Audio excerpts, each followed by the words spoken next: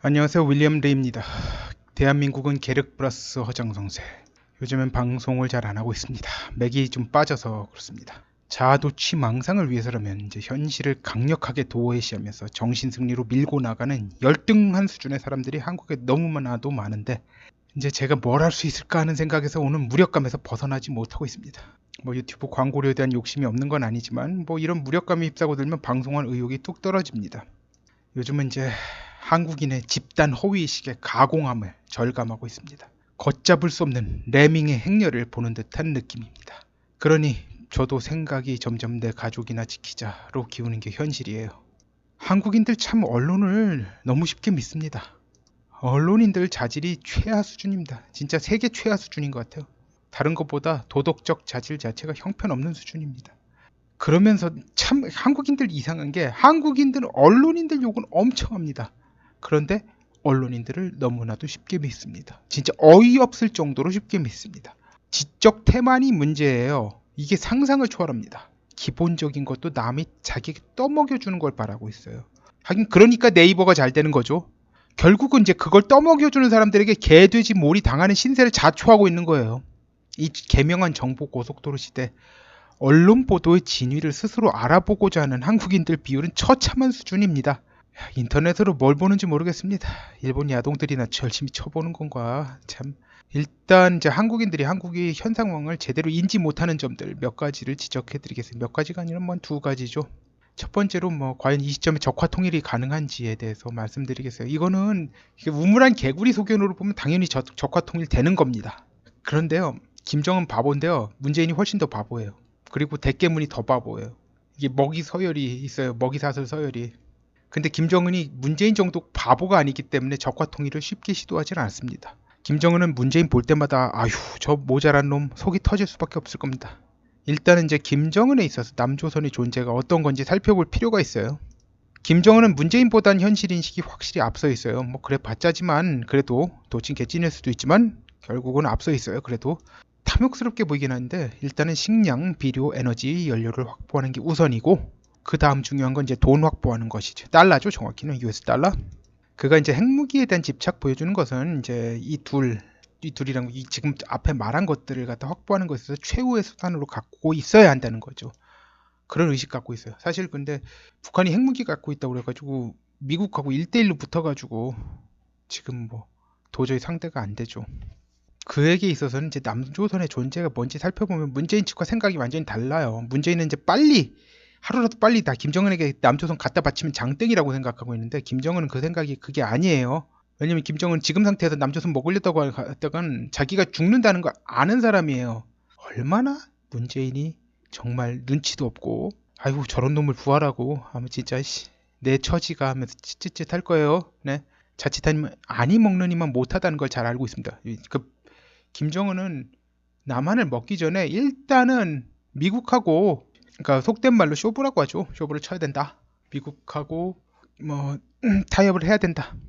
타협점을 갖다 확실히 마련을 한 다음에 남조선을 먹어야 된다라는 생각이 있어요. 근데 문재인은 지가 남조선 잘 요리해서 김정은 앞에서 갖다 바치면 된다. 근데 문제가 뭐냐면요, 미국은 물론이고 일본 단독으로도 남조선 경제에 치명적 독을 살포할 수 있다는 게 이번에 확실해졌죠.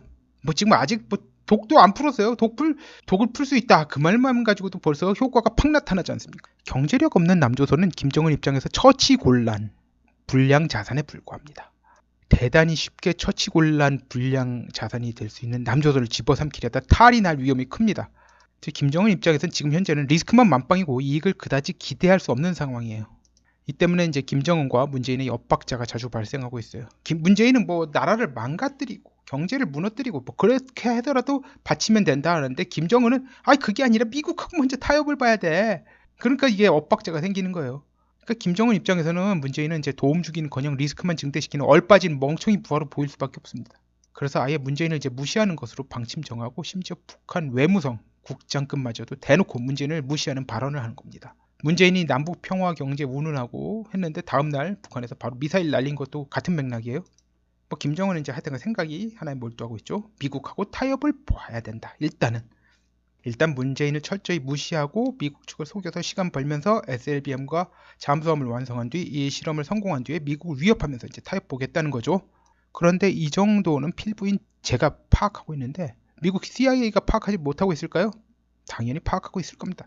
상황이 이러므로 문재인이 추구하는 공산화에는 분명 한계가 있습니다. 일단은 김정은이 응해주질 않고, 그리고 생각이 온통 내년 총선에 집중되고 보니까 현재 상황 돌아가는 것에 대해서 심각한 오판하고 있어요.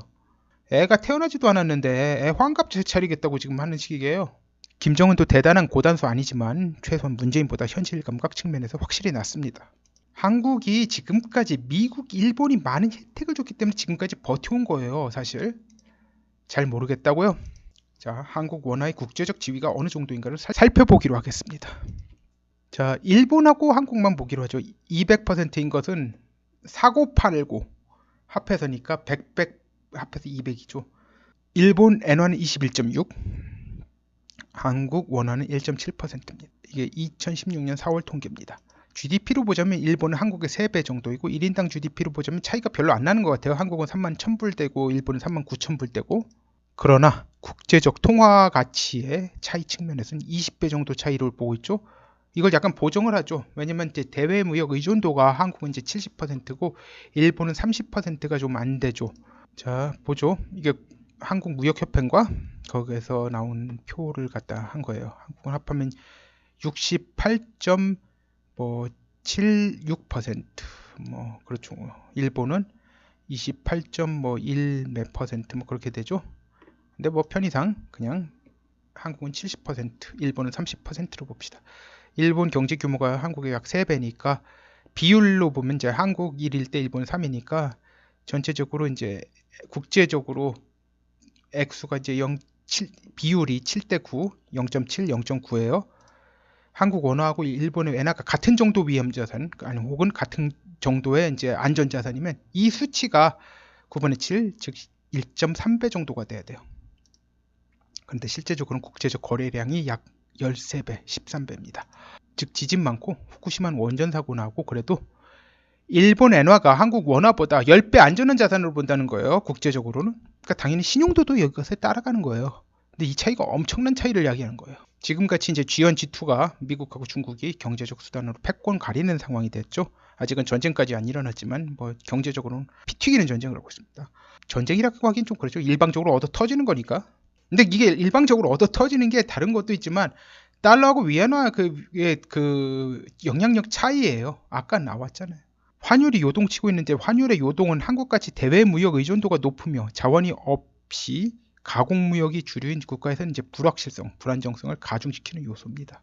그래서 국제 외환 시장에서의 비중이 크지 않은 경우에 이제 한국은 1.7, 그 200이 만점일 때 1.7이죠. 비중이 큰 화폐들이 움직이는 충격을 흡수하는 것이 매우 중요해요. 진짜 고래 싸움에 새우등 터질 수 있어요. 중국은 미국의 관세 조치에 환율을 조작하면서 버티고 있고 결국 환율 조작국으로 지정됐습니다. 이 상황에서 한국은 외환 시장에서는 비중이 뭐 어정쩡하죠. 200에서 1.7이면은 0.85%인데 뭐 결국은 뭐 한국이 할 수 있는 수단이 별로 없어요. 왜냐면 한국 원화를 갖다 국제시장에 내봤자 비중이 워낙 작기 때문에 0.85%, 외환 유동량을 이제 한국은행 기준금리를 통해서 조절하는 수밖에 없거든요. 근데 이제 이것만 가지고도 안 돼요. 경제에 가해질 불확실성 줄여줘야 돼요. 아무리 기준금리가 높다고 해도 불확실성 커지면 외환이 유출되게 돼 있습니다. 한국은 IMF 사태 이후로 소위 한머니, 그러니까 유동성이 굉장히 강한 자금, 그 외환 자금을 한머니라고 하죠. 이것이 들어오고 나감의 자유도가 세계 최고 수준이 됐습니다. 쉽게 들어왔다 쉽게 나갈 수 있는 그런 자금들이죠. 근데 왜 이런 것들을 갖다 써야 되냐? 그리하지 않으면 이제 외환 유치 어려움이 생기고 외환 유치가 어려우면 외환 위기가 다시 올 가능성이 높아지니까 할 수 없이 궁여직책으로 쓴 수단이에요. 자, 그런데 지금 한국은행은 기준금리를 올리기도 내리기도 힘든 상황입니다. 기준금리 내리면 한머니가 빠져나가죠. 당연히 원화 가치 하락하고 자칫하면 환율 조작국으로 지정될 가능성이 발생합니다. 현재는 뭐 관찰국 뭐 그 정도 지위로 알고 있습니다. 환율 조작국으로 지정된 건 아니니까 제재는 안 들어오는데 너네 환율 조작하고 있는 것 같기도 하고 지켜보겠어. 거의 그런 정도 위치거든요. 근데 잘못하면 이제 환율 조작국으로 그 격상이라고 하면 좀 그렇지만 그 지정되면은 벌을 받게 되죠. 상계 관세를 갖다 얻어 터지게 돼 있어요. 자, 기준금리 올리면 이제 그런데 어떤 일이 생기냐? 가계부채, 한국은 지금 가계부채가 심각한 수준이죠. 근데 대부분 많은 사람들이 유동성 금리를 쓰고 있어요. 기준금리에 연동해서 금리가 올랐다 내렸다는 그 금리에 가계 부채를 쓰고 있는데, 이거 올라가면은 도저히 감당이 안 돼. 그럼 자빠지는 케이스가, 나 파산하고 말래? 나 끝이야. 못해. 배째. 뭐 이런 식으로 되면 어떻게 되겠습니까? 금융기관 부실화로 연결되기 쉽습니다. 원신의 폭이 매우 좁죠. 그래서 한국 같은 나라는 커런시 파워가 있는 국가들과 경제적 유도의 관계가 있는 게 매우 중요해요. 자, 중국이 위안화 절하시키면 미국 같은 나라는 이제 상계 관세 부과해가지고 제재 가하면서 손해 벌충하고 그럴 수 있는데, 다른 나라들은 그렇게 못합니다. 그래서 일본 같은 경우는 엔화의 국제적 지위를 이용해서 위안화 대비 엔화 가치의 급격한 상승을 막을 수 있습니다. 아직까지는 조치를 취하진 않았어요. 근데 뭐 조치하려면 이제 너무 심하다 그러면 이제 엔화로 완충을 시킬 수 있는 거예요. 급격히 올라가는 걸 갖다 속도를 늦추거나 다운시킬 수도 있고. 그런데 이제 한국 원화는 이런 운신의 폭이 없어요. 좁은 게 아니라 없어요. 중국이 마음 좋게 통화 스와핑 조약에 의거해서 돈 바꿔주면 되는데, 현재 중국 입장에서 중국 위안화보다 국제 신뢰도가 떨어지는 한국 원화와 이게 해줄 이유가 없어요.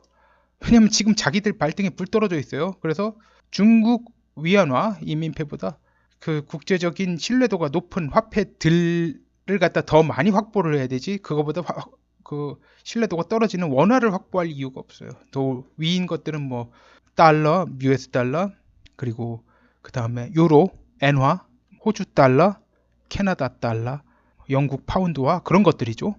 자, 그러니까 한국은 일본하고 사이가 나쁘면 나쁜 만큼 견디기가 힘들어질 수밖에 없습니다. 자, 아무튼 지금까지 제 영상에 가짜 뉴스라고 댓글 달던 분들 절대로 끝까지 문재인 대통령 찰떡같이 믿으시길 바랍니다. 다만 결과에 대해서는 절대 남 탓하지 마세요. 뭐 남 탓한다고 해도 비웃음밖에 따라올 게 없습니다만, 더 설명할 것도 산적했습니다만 이 정도만 해도 뭐 더 할 필요가 없을 것 같습니다. 뭐 이 정도 해서 이해가 안 된다면 뭐 더 한들 이해가 가겠습니까? 오늘은 여기까지 하겠습니다. 감사합니다.